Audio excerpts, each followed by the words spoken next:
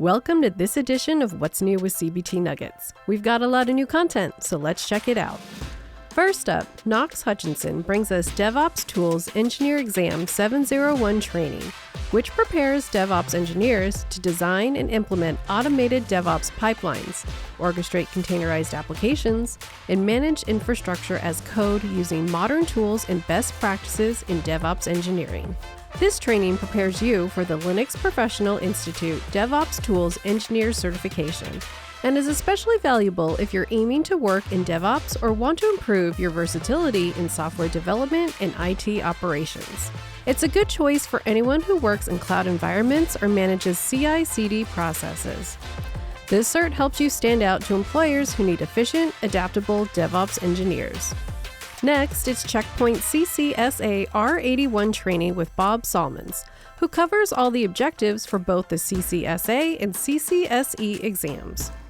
This training prepares security admins to install, configure, and manage Checkpoint R81 security solutions, including gateways, security policies, VPNs, threat prevention, and advanced network protection features.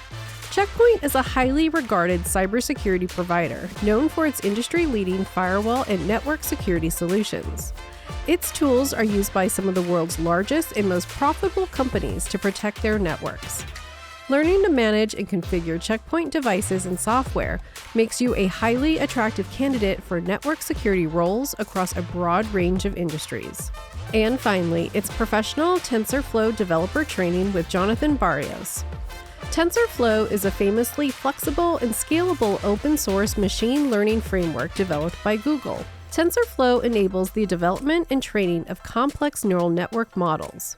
Those models can be used for tasks like image classification, natural language processing, and time series analysis. With this training, you'll learn how to build custom AI and machine learning models using TensorFlow, learn how to build AI models using natural language processing, analyze and forecast timestamp data, and classify images with computer vision.